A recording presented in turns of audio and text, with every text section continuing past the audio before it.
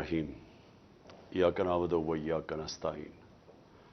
मेरे पाकिस्तानियों, आज मैंने अपनी सीनियर पॉलिटिकल लीडरशिप की मीटिंग की है।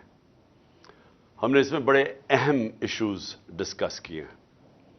मुल्क के इश्यूज कि हमारा मुल्क किधर जा रहा है, कौन से ऐसे इश्यूज हैं जो इस वक्त उस सतह पे पहुंच चुके हैं कि अगर हमने इनके ऊपर एक्शन ना लिए तो आगे हमारे मुल्क को बहुत बड़ा नुकसान हो सकता है। मैं सबसे पहले जो इशू आज उठाना चाहता हूं वो ये, और मैं ये अपने सारी 70 साल जिंदगी के तजर्बे से एक चीज कहना चाहता हूं कि जो आज पाकिस्तान में हो रहा है, जिस शर्मनाक तरीके से बड़े बड़े डाकुओं के केसेस माफ किए जा रहे हैं, मैं आपको यकीन दिलाता हूं कि मैंने अपने 70 साल में बनाना रिपब्लिक्स के अंदर ऐसी चीजें नहीं देखी। बनाना रिपब्लिक क्या होती है? बनाना रिपब्लिक वो होती है जिधर जंगल का कानून होता है, जिधर जिसकी लाठी उसकी भैंस होती है, जिधर ताकत की हुक्मरानी होती है, जिधर इंसाफ नहीं होता, जिधर रूल ऑफ लॉ नहीं होता। और आज क्योंकि मैं अपनी कौम की तरबियत भी करना चाहता हूं, मैं अपने नौजवानों की, कि इस मुल्क की 66% जो आबादी है वो 28 साल की उम्र से कम है, तो मैं उनको खास तौर पे मुखातिब हूं कि देखिए मेरे नौजवानों, कोई मुझे दुनिया में आज मुल्क बता दें जिस मुल्क के अंदर रूल ऑफ लॉ ना हो और वो खुशहाल हो, और कोई मुझे ऐसा मुल्क बता दे जिधर इंसाफ और कानून की हुक्मरानी हो और वो गरीब हो। ये आपको कहीं दुनिया में नहीं मिलेगा। जिन जिन दुनिया के मुमालिक के अंदर ताकतवर के मुजरमों के लिए एक कानून, जिस तरह मेरे नबी सल्लल्लाहु अलैहि वसल्लम ने कहा था कि जब ताकतवर चोरी करे तो उसको पकड़ो ना, उसको एनआरओ दे दो, और सिर्फ कमजोर गरीब लोगों को, चोरों को जेलों में डालो, वो मुल्क तबाह हो जाते हैं। हम तबाही के किनारे के ऊपर खड़े हैं। मैं आज सिर्फ ये, हमारी मायशत बिल्कुल तबाही की तरफ जा रही है। इस मायशत तबाही की तरफ जा ही इसलिए रही है कि हमारे मुल्क के अंदर इंसाफ नहीं है। और इंसाफ यानी मैंने अपनी जिंदगी के अंदर इस तरह का जुल्म नहीं देखा जो आज हो रहा है। चुन चुन के इस मुल्क के बड़े बड़े डाकू जो इस मुल्क में भागे हुए थे, मफरूर थे, क्योंकि उनके ऊपर करप्शन केसेस लगे हुए थे, आज वो सारे बारी बारी वापस आ रहे हैं और उनके सारे केसेस खत्म हो रहे हैं। एक तरफ जेल भरे हुए बेचारे गरीब लोगों से, चोरों से, छोटी छोटी चोरियों पे जो जेल में, आजकल की महंगाई में बुरे हालात, बेरोजगारी, एक्सक्यूज मी, बेरोजगारी, महंगाई, चीजें दिन ब दिन महंगी हो रही हैं, खाने पीने की चीजें, वो बेचारे चोरी करते हैं, छोटी चोरी करते हैं तो वो जेलों में चले जाते हैं। और वो लोग जिन्होंने दोनों हाथों से 30 साल से इस मुल्क को लूटा है, ये जो दो बड़े खानदान जिनकी चोरियों के ऊपर किताबें लिखी हुई हैं, एक रेमंड बेकर की किताब है the way of the world, ये जरदारी और शरीफ खानदान के ऊपर पूरा चैप्टर लिखा हुआ है इनकी चोरी के ऊपर, कि मुल्क का करप्शन होती है, मुल्क का पैसा चोरी करने का। इनकी करप्शन पे मुल्क का जो इन्होंने पैसा चोरी किया वो किताब उनकी किताब में है। और अगर ये गलत उन्होंने लिखा तो जाके उनके ऊपर सू करें, जिस तरह मैं ये जियो ग्रुप को सू कर रहा हूं, दुबई के अंदर भी कर रहा हूं, अमेरिका में भी कर रहा हूं, और बरतानिया में भी कर रहा हूं, क्योंकि वहां के कानून ऐसे हैं कि आप अगर किसी के ऊपर गलत चीज करें, गलत बयानी करें, वहां तो वो बड़े स्ट्रिक्ट कानून है, तो क्यों नहीं उनको सू करते। उधर एक और किताब है सूस्किन की, वे ऑफ द वर्ल्ड, जिसमें वो بلاول بھٹو کی والدہ بتا رہی ہیں کہ کتنے دنیا کے اندر باہر کے ملکوں میں ان کے بینک اکاؤنٹس ہیں، وہ اس کتاب میں لکھا ہوا ہے. سو بی بی سی کی ڈاکیومنٹریز بنی ہوئی ہیں، بی بی سی نے ڈاکیومنٹریز بنائی ہیں شریف خاندان اور زرداری خاندان کی چوری کے اوپر. تو ان کو ساروں کو پاک کیا جا رہا ہے این آر او 2 دے کے. N R O general Musharraf نے دیا تھا. 4 گنا پاکستان کے قرضے بڑے تھے این آر او 1 کے بعد. لوٹ مار ہوئی تھی. ہم نے اٹھایا تھا وہ بینکرپٹ ملک جو 2018 کو ہمیں ملا تھا کہ جب دیوالیہ نکلا ہوا تھا. اور یہ اب N R O 2 general Bajwa نے دیا ان کو کہ یہ اب آئے ہیں سارے پاک ہو کے، اور آہستہ آہستہ ان کے سارے کرپشن کیسز ختم ہو رہے ہیں. اور ایک ایک یعنی قانون بنائے ہیں انہوں نے نیب امینڈمنٹس میں کہ ایک ایک کی کرپشن معاف ہو رہی ہے. اور افسوس کی بات یہ ہے کہ سلمان شہباز واپس آتا ہے، ہار پہنائے جاتے ہیں اس کو، اور اس کے بعد وہ پوری پریس کانفرنس کرتا ہے کہ کتنا ظلم ہو گیا سلمان شہباز سے. پہلے تو یہ بتاؤ سلمان شہباز کہ آپ کی رمضان شوگر مل کے اندر نوکروں کے پاس 16 ارب روپے 1600 کروڑ روپیہ کیسے ان کے بینک اکاؤنٹس میں آ گیا تھا؟ پھر اگلا جواب دو کہ 4 وہ مارے گئے ہیں، 4 آپ کے گواہ ہارٹ اٹیک سے مرے ہیں، اور جو انویسٹیگیٹ کر رہا تھا ڈاکٹر رضوان وہ بھی ہارٹ اٹیک سے مرا ہے. ایک نیٹ فلکس کے اوپر پروگرام دیکھ لیں، اس میں بتایا گیا ہے کہ یہ کیسے ایک نرس نے کتنے لوگوں کا قتل ان کو مارا تھا جو ہاسپٹل میں تھے. کیسے مارا تھا؟ وہ صرف انسولین انجیکٹ کرتے تھے ان کے اندر، انسولین انجیکٹ کرتے تھے اور اس سے ہارٹ اٹیک ہو جاتا تھا اور پتہ بھی نہیں چلتا تھا. تو کبھی کسی نے کوشش تو کرے کہ ایک دم یہ سارے لوگوں کو ہارٹ اٹیک کیسے ہو گئے، اور جب وہ مر گئے سارے تو یہ واپس آ گئے، اور واپس آ کے کہتے ہیں جی بہت بڑا یہ بے قصور آدمی ہے. اس کے علاوہ اسحاق ڈار بھی صاف ہو گیا. اسحاق ڈار نے $5 ملین کا جب نیب نے پوچھا کہ جناب اپنے بچوں کو $5 ملین بھیجے، کدھر سے آیا پیسہ؟ کہتا جی دبئی کے شیخ نے میں نے اس کا یہ کام کیا تھا، اس نے دیا. انہوں نے کہا اچھا جناب رسید بتا دیں کہ کس نے پیسہ دیا ہے.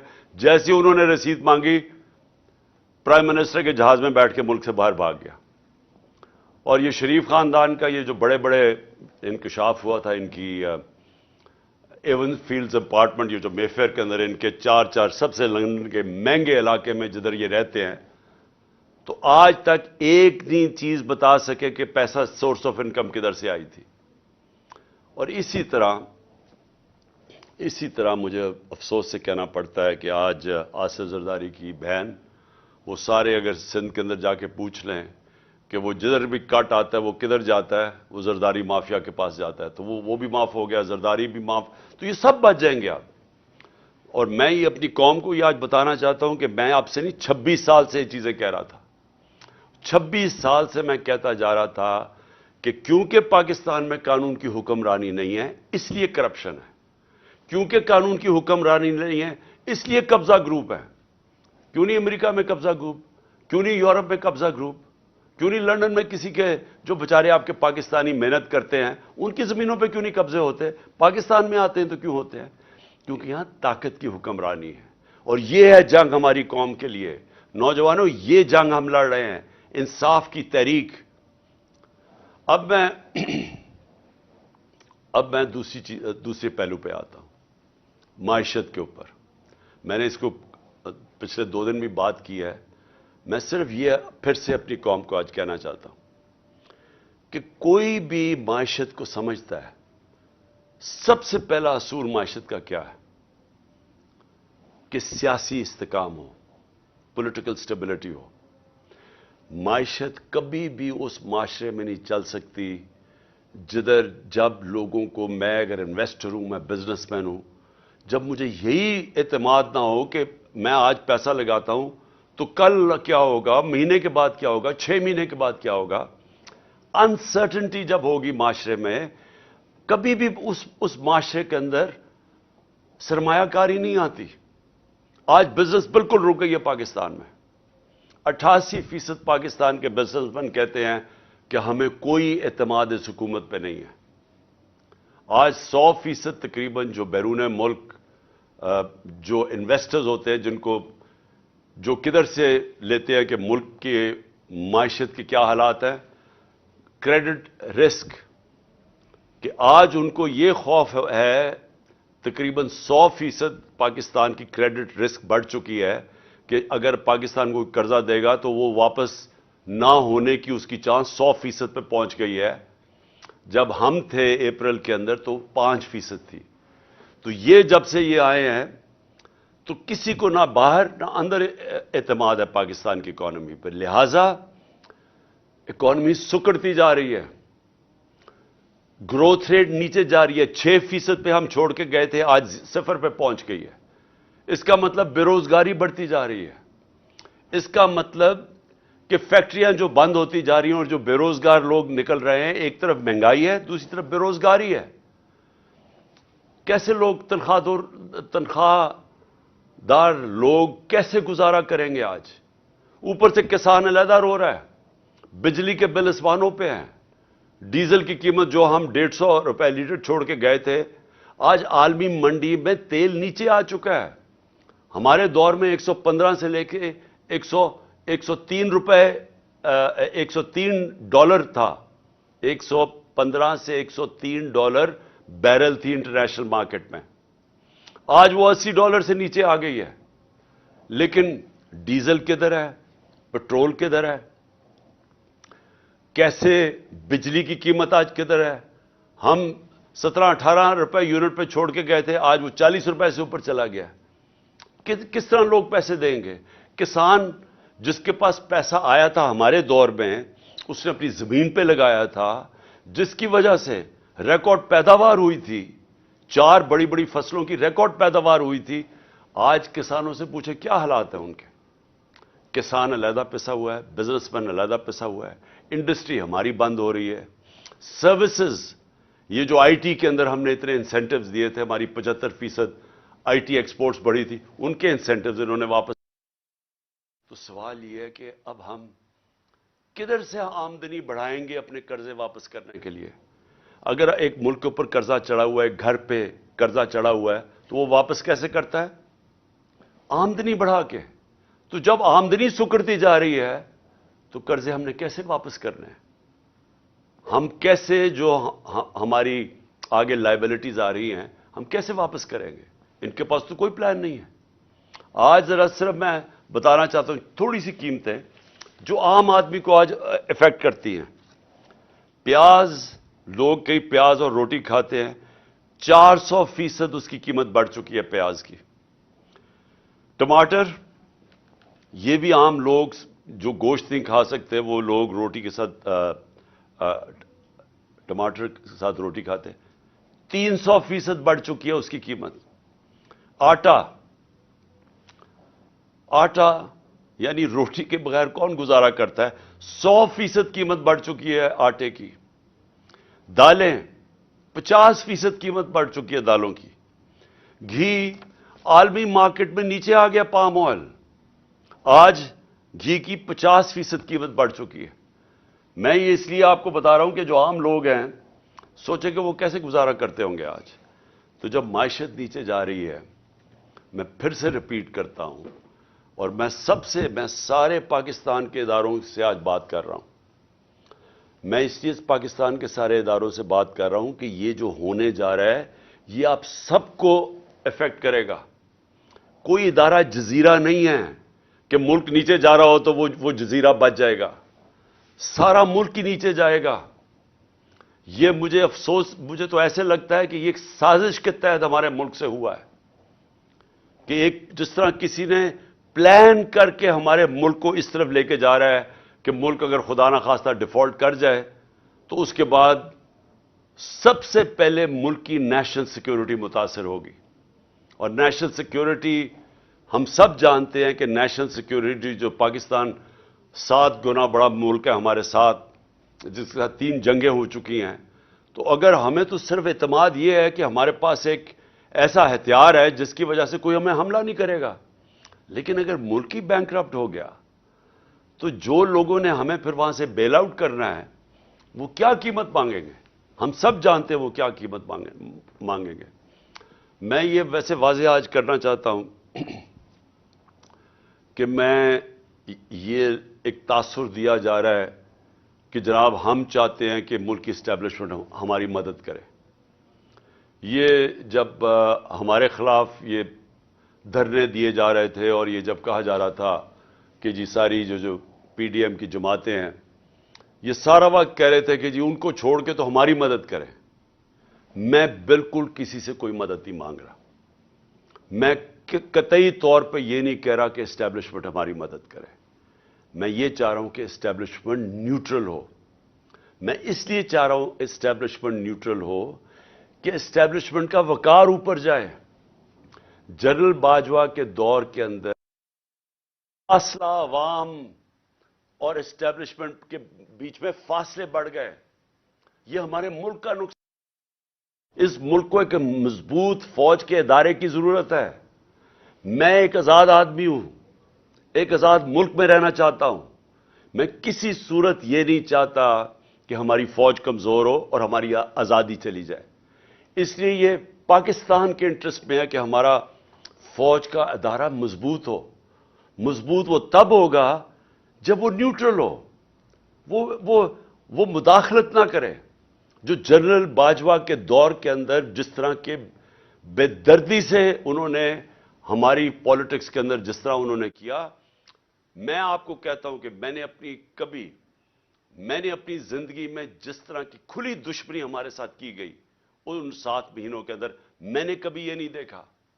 جس طرح جو ہماری حمایت کرتا تھا, میڈیا کرتا تھا, اس کے خلاف ایکشن, ہمارے لوگوں کے اوپر دھمکیاں علیحدہ, گمنام نمبر سے ٹیلی فون آ رہے ہیں اور دھمکیاں دیے جا رہے ہیں کہ عمران خان کو علیحدہ چھوڑو. میرے خلاف سٹیٹمنٹس لینے کی کوشش کی, لوگوں کو کہا کہ عمران خان کے خلاف سٹیٹمنٹ دو. یہ جو سارا توشہ خانہ کیس ہے اس کے پیچھے کون تھا؟ کون ان کو پکڑ کے یہ لوگوں سے سٹیٹمنٹس دلوا رہا تھا؟ اور اس کے علاوہ جو ارشد شریف سے ہوا, جو اعظم سواتی سے ہوا اور ہو رہا ہے, جو شہباز گل سے ہوا, جو جمیل فاروقی سے ہوا صرف اس لیے کہ وہ ہمارے حق میں سٹیٹمنٹس دے رہا تھا, جو ٹی وی چینل سے کیا گیا.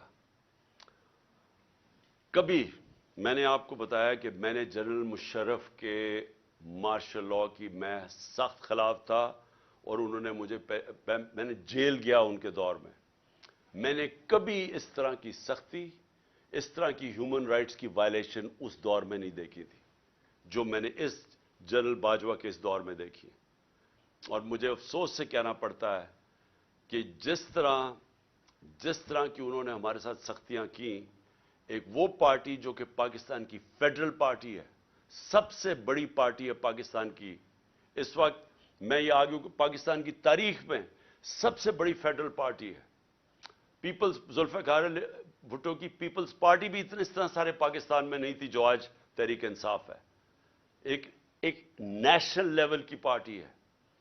ہمیں کمزور کرنے کی کوشش کی.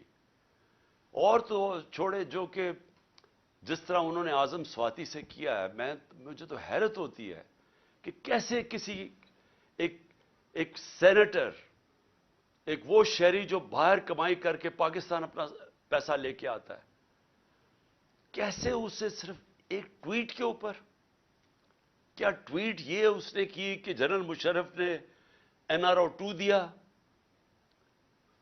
سارا پاکستان جانتا ہے کہ جنرل مشرف نے جنرل باجوہ نے NRO 2 دیا, مشرف نے NRO 1 دیا, سب کو پتا ہے.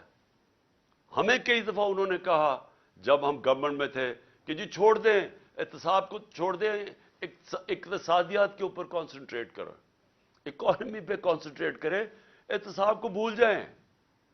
ہمیں فیٹف کے اندر انہوں نے ان کی طرف سے آئی ریکویسٹ کہ جناب فیٹف میں ان کو NRO 2 دے دو, یہ اپوزیشن کو. تو ہمیں تو پتا ہے کہ NRO 2 کس نے دیا. تو اگر اعظم سواتی نے یہ ایک ٹویٹ کر ہی دی, یہ اس کی اتنی بڑی سزا تھی کہ اس کو پہلے پوتوں اور پوتیوں کے سامنے گھر میں 3 بجے گھس کے مارا گیا, پھر اس کو ننگا کر کے ننگا کر کے ISI نے اس کو مارا علیحدہ، اور اس کے بعد اس کو جو کیسٹ اس کی بیوی اور بیٹی کو دی گئی وہ گندی کیسٹ، اور اس کے بعد اب اس کے اوپر 30 کیس اور کر دیے۔ اس عمر میں آدمی کو کبھی کوئٹہ جا رہا ہے اور کبھی سندھ جا رہا ہے، اور میں آج کوئٹہ اور سندھ کے ہائی کورٹس کو سلام پیش کرتا ہوں کہ جس طرح انہوں نے سٹینڈ لیا اس کے اوپر۔ لیکن کیا یہ ایک مہذب معاشرے میں، ایک ڈیموکریٹک معاشرے میں ہوتا ہے؟ یہ تو ڈکٹیٹرشپ میں بھی اتنا برے حالات نہیں تھے۔ اور اس کے بعد شہباز گل، اس کے اوپر 8 کیس اور کر دیے۔ میں ایکس پرائم منسٹر پاکستان کا، مجھے پتا ہے کس نے گولیاں، کس نے میرے اوپر قاتلانہ حملہ کیا، مجھے پتا ہے وہ کون ہے۔ میں اپنی FIR نہیں کٹوا سکا تو اور کون کٹوائے گا پاکستان میں؟ اور کون آج مجھے بتائے کمزور آدمی، اگر ایکس پرائم منسٹر سب سے بڑی پارٹی کا ہیڈ اگر وہ نہیں کر سکتا تو باقی کون کر سکتا ہے؟ تو یہ ہیومن رائٹس کا حال ہے آج۔ ہم بات کرتے ہیں کہ جی مقبوضہ کشمیر میں بڑے برے حالات ہیں، تو یہاں کیا ہیں؟ یہاں کون سے ہیومن رائٹس رہ گئے ہمارے؟ اور مجھے بڑے افسوس سے کہنا پڑتا ہے، میں پوری ریسپیکٹ سے میں اپنی اعلیٰ عدلیہ سے پوچھنا چاہتا ہوں کہ دیکھیں، اگر آپ ہمارے فنڈامنٹل رائٹس کی، اگر آپ ان کی حفاظت نہیں کریں گے تو اور کون کرے گا؟ کیوں کوئی باہر سے آ کے ہمیں کرے گا؟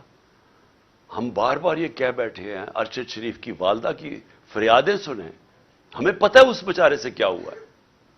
اگر وہ نہیں اپنی FIR کٹوا سکتی، ایکس پرائم منسٹر نہیں کٹوا سکتا، اور میں یہ بھی سوال پوچھنا چاہتا ہوں کہ کیا جنرل مشرف کو جب ہم تنقید کرتے تھے، اور ہم کھل کے جنرل مشرف کی تنقید کرتے تھے، تو کیا ہم فوج کی تنقید کر رہے تھے؟ سب کو پتا تھا کہ جنرل مشرف کی ہم تنقید کر رہے ہیں، ہم فوج کی نہیں۔ یہ قوم فوج کو پیار کرتی ہے، کیونکہ قوم کو پتہ ہے کہ ہمیں وہ آزاد رکھنے والی ہماری فوج ہے۔ تو آج اگر میں جنرل باجوہ کی جو بھی تنقید کرتا ہے، جنرل باجوہ نے وہ پاکستان سے کیا جو دشمن نہ کر سکے۔ 7 مہینے کے اندر وہ اکانومی جو اپنی 70 کہ اب پاکستان جائے گا کدھر؟ لوگوں، ہمیں تو یہی نہیں سمجھ آ رہی کہ اب اس میں سے نکالے گا کیسے کوئی؟ ہمیں تو یہی نہیں سمجھ آ رہی کہ یہ جو چور اوپر ہمارے اوپر مسلط کر دیے گئے ہیں، سوائے اپنی چوری بچانے کے لیے پتہ تو بتائیں کہ انہوں نے اس اکانومی کو ٹھیک کیسے کرنا ہے۔ اور اب یہ 30 سال دونوں اقتدار میں رہ چکے ہیں، کب انہوں نے اکانومی کو ٹھیک کیا تھا؟ یہ تو جب سے آئے ہیں پیسہ بنانے کے چکر میں ہیں، اور ان کے پیسے معاف ہو رہے ہیں اور ملک بھی نیچے چلا گیا ہے۔ کون ذمہ دار ہے اس کا؟ تو یہ ہمارا رائٹ ہے، یہ میرا جمہوری رائٹ ہے یہ کہنے کا۔ اور میں آپ کو پھر سے یہ کہہ دوں کہ میں یہ باتیں اس وجہ سے، یہ قاتلانہ حملہ میرے اوپر ہوا تھا میرا منہ بند کرنے کے لیے۔ یہ منہ نہیں بند ہونے لگا، یہ جب تک میں زندہ ہوں میں اس ملک کے لیے کھڑا ہوں گا، اس ملک کی آواز بلند کروں گا۔ میں کسی صورت اپنی آواز بند نہیں کرنے لگا۔ اور میں یہ چاہتا ہوں کہ اگر کوئی ادارے کے اندر کالی بھیڑے ہیں تو ادارہ اپنا وقار اونچا کرتا ہے جب ان کے اگینسٹ ایکشن لیتا ہے۔ یہ نہیں کہ جو بات کرتا ہے ان کے اوپر کارروائی شروع کر دے، جو کہ اعظم سواتی سے خاص طور پہ ہوا ہے۔ اور میں آخر میں الیکشن کمیشن کے اوپر بات کرنا چاہتا ہوں۔ میں پھر سے یہ کہتا ہوں کہ میں نے پاکستان میں جب سے بھی میں 26 سال سے الیکشن لڑ رہا ہوں، میں نے اپنی زندگی کے اندر کبھی اس طرح کا الیکشن کمشنر نہیں دیکھا، جو ایک تو یہ جو سکندر سلطان ہے اور دوسرا جو کہ سندھ کا الیکشن کمیشن ہے۔ پہلے میں یہ واضح کر دوں کہ جو سندھ کا الیکشن کمشنر ہے یہ سندھ گورنمنٹ کا ملازم ہے، یہ انڈیپینڈنٹ الیکشن کمشنر نہیں ہے۔ ہم سپریم جوڈیشل کاؤنسل کے پر کیس لے کے گئے ہوئے ہیں اس کا، اور مجھے افسوس ہوتا ہے کہ اتنی دیر سے ہمارا کیس پڑا ہوا ہے سپریم جوڈیشل کاؤنسل میں، کوئی سن ہی نہیں رہا کہ کیسے ہو سکتا ہے کہ سندھ گورنمنٹ کا ملازم غیر جانبدار ہو جو ان سے تنخواہ لے رہا ہے۔ اور جو اس نے کیا ہے چیف الیکشن کمشنر نے، سوائے اس کے کہ اس کا 1 پوائنٹ ایجنڈا ہے کہ عمران خان کو ڈسکوالیفائی کیسے کرنا ہے.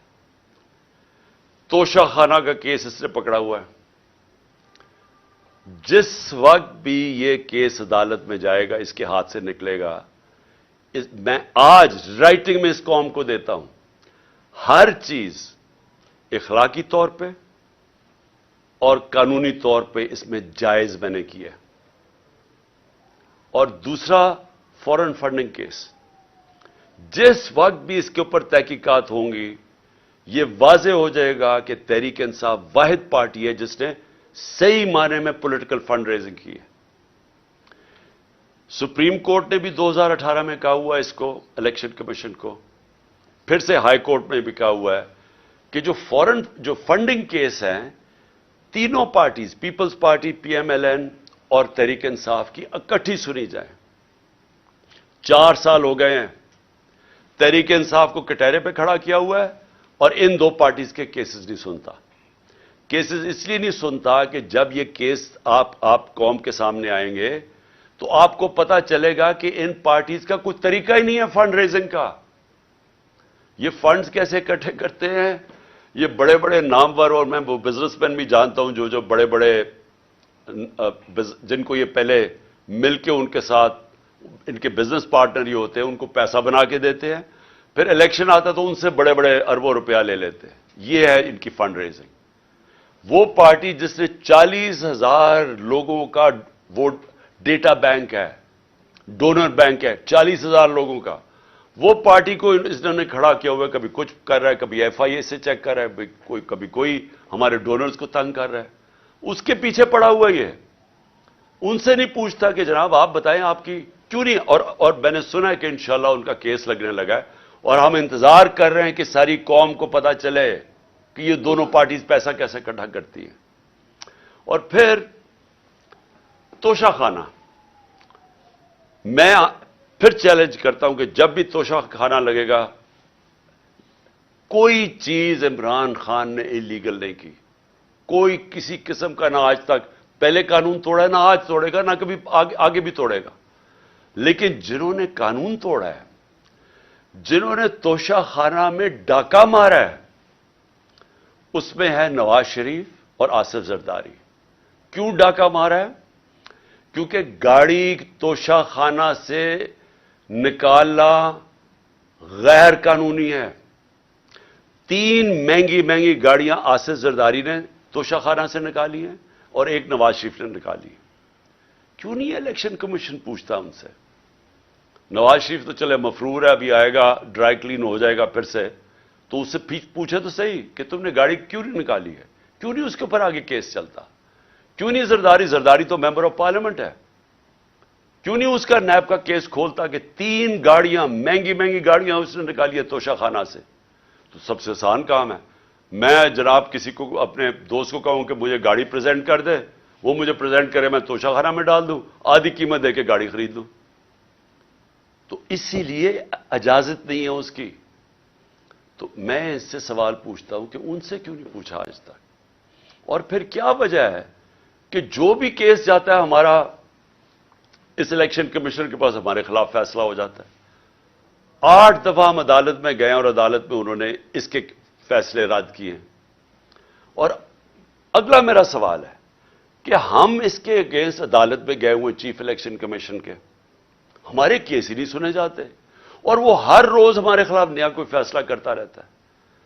دیکھیں، پاکستان کے اندر اگر فری اینڈ فیئر الیکشن نہ کروائے گئے، میں آج آپ ساری قوم کو آگاہ کرنا چاہتا ہوں کہ اگر میں بڑا ہوں اس قوم کا تو میرا کام ہے اپنی قوم کو سمجھانا کہ اگر اس ملک میں فری اینڈ فیئر الیکشن نہ کروائے گئے، یا انتشار ہوگا، آگے ملک کے اندر حالات برے ہیں، آگے یہاں سیاسی استحکام نہیں ہے، آگے اس ملک کے اندر یہ چور جو اوپر بیٹھے ہوئے ہیں یہ پوری کوشش کر رہے ہیں کہ کسی نہ کسی طرح میچ تو ان سے کھیلا نہیں جاتا، کسی نہ کسی طرح ڈسکوالیفائی کریں، کیسز کریں، ایف آئی آر کریں. میرے اوپر 30 ایف آئی آر ہو چکی ہے اور مجھے کوئی فکر نہیں ہے. میں کوئی ملک سے باہر نہیں بھاگا یہ سارے چوروں کی طرح. یہ سارا شریف خاندان بھی باہر بھاگ جاتا ہے جب کیس ہو. میں یہیں بیٹھا ہوا ہوں. اور یہی لڑا ہوں کیس. میچ تو یہ کھیل نہیں سکتے. انہوں نے اب یہی الیکشن کمیشن کو استعمال کرنا ہے اور انہوں نے ایف آئی اے کو استعمال کرنا ہے, انہوں نے نیب کو استعمال کرنا ہے کسی نہ کسی طرح ٹیکنیکل ناک آؤٹ کرنے کے لیے. لیکن اگر اس ملک کے اندر صاف اور شفاف الیکشن نہ ہوئے, میں بڑے عزت سے اپنے اداروں کو, جس میں ہماری عدلیہ بھی ہے, معتبر ہے, اور جس میں پاکستان کی فوج بھی ہے, جن کے پاس جو اس ملک میں ایک پلیئر ہے, میں آپ کو یہ بتانا چاہتا ہوں کہ اگر آپ کو ملک کی فکر ہے تو خدا کے واسطے اس ملک کو صاف اور شفاف الیکشن کی طرف لے کے جائیں. اس کے علاوہ کوئی حل نہیں ہے. جس دل میں ہم گرتے جا رہے ہیں, اس میں سے نکلنے کا کوئی اور حل نہیں ہے. کسی معاشی ایکسپرٹس کو پوچھ لیں, کوئی ماہرین جو کہ پالیٹکس کے ایکسپرٹس ہیں, باہر سے کوئی منگوا لیں اگر آپ کو اندر یہاں نہیں ملتے, سارے آپ کو ایک چیز کہیں گے کہ پہلے پولیٹیکل سٹیبلٹی لے کے آئیں, فری اینڈ فیئر الیکشن کروا کے, اس کے بعد ملک آگے چاند سے اوپر پھر سے کھڑے ہونے, نہیں تو یہ نیچے ہی جا رہا ہے. میں نے آخر میں نے اپنی ساری مشاورت کمپلیٹ کر لی ہے. میں انشاءاللہ 17 تاریخ کو ہم ہماری پارٹی کی گیدرنگ ہو رہی ہے بڑی لبرٹی چوک کے اوپر, اور انشاءاللہ لبرٹی چوک میں اپنے خطاب کے اوپر اپنی قوم کو ڈیٹ دوں گا جب ہم 2 اسمبلیز, ہماری جو پختونخوا کی اسمبلی اور ہماری جو پنجاب کی اسمبلی ہے, اس کو ہم ڈیزالو کریں گے, اس میں سے نکل کے ہم الیکشن اناؤنس کروائیں گے. اس کے علاوہ ہمارے جو 123 یا غالباً 125 نیشنل اسمبلی کے ممبرز ہیں جو ہمارے انہوں نے ابھی تک استعفے قبول نہیں کیے, ہم نیشنل اسمبلی کے اندر جا کے اسپیکر کے سامنے کھڑے ہو کے کہیں گے کہ ہمارے استعفے قبول کرو, تاکہ ہم نیشنل اسمبلی سے بھی ریزائن کریں, اور پھر تقریباً 70% پاکستان کے اندر الیکشن ہوگا. قانون آئین یہ کہتا ہے کہ جیسی اسمبلیز ڈیزالو ہوتی ہیں تو اس کے 90 دن کے بعد الیکشن ہوگا. تو یہ سمجھ لیں کہ انشاءاللہ 17 تاریخ کو میں ڈیٹ دوں گا, اور اس کے بعد ہمارے 70% پاکستان الیکشن میں چلا جائے گا, الیکشن موڈ میں. عقل تو یہ کہتی ہے کہ اگر 70% ملک میں الیکشن ہو رہا ہے تو آپ نیشنل اسمبلی سارے ملک کا ہی الیکشن کروا دیں. لیکن بدقسمتی ہماری یہ ہے کہ ہمارے یہاں مجرم جرائم پیشہ لوگ بیٹھے ہوئے ہیں, ان کو کوئی قوم کی فکر نہیں ہے, ان کی دولت ملک سے باہر پڑی ہوئی ہے. روپیہ گرتا ہے تو ان کی دولت میں اضافہ ہو جاتا ہے کہ ان کے پیسے ڈالر میں پڑے ہوئے ہیں. ان کا جینا مرنا پاکستان میں نہیں ہے. جب بھی مشکل وقت آئے گا یہ پھر اپنا بوریا بسترا اٹھا کے باہر چلے جائیں گے, جدھر یہ بڑے آرام سے زندگی گزار رہے ہیں. ان کا صرف مقصد یہ ہے کہ ان کے کرپشن کیسز معاف ہوں, تاکہ ان کی سلیٹ جیسے جنرل مشرف نے صاف کی تھی, اب یہ جناب جنرل باجوہ کی بدولت ان کی سلیٹ صاف ہوگی, اور اس کے بعد پھر سے یہ امید لگا کے بیٹھے ہوئے ہیں کہ راؤنڈ 3 آئے گا ان کا ملک کو لوٹنے کے لیے. تو اس لیے ان کو کوئی انٹرسٹ نہیں ہے الیکشن کروانے کا. ان کو ڈر لگا ہوا ہے کہ الیکشن کروانا یہ ہار جائیں گے اور پھر سے ان کے کرپشن کیسز سامنے آ جائیں گے. اس لیے ان کا انٹرسٹ اور پاکستان کا انٹرسٹ مختلف ہے, اپوزنگ اینڈز کے اوپر ہے. قوم کا انٹرسٹ اس وقت یہ ہے کہ ملک میں فوری طور پہ الیکشنز کروائے جائیں, اور انشاءاللہ 17 تاریخ کو لبرٹی چوک جدھر ہماری گیدرنگ ہوگی, میں انشاءاللہ آپ کو وہ ڈیٹ دوں گا جس دن ہم اپنی 2 اسمبلیوں سے نکل جائیں گے. پاکستان زندہ باد.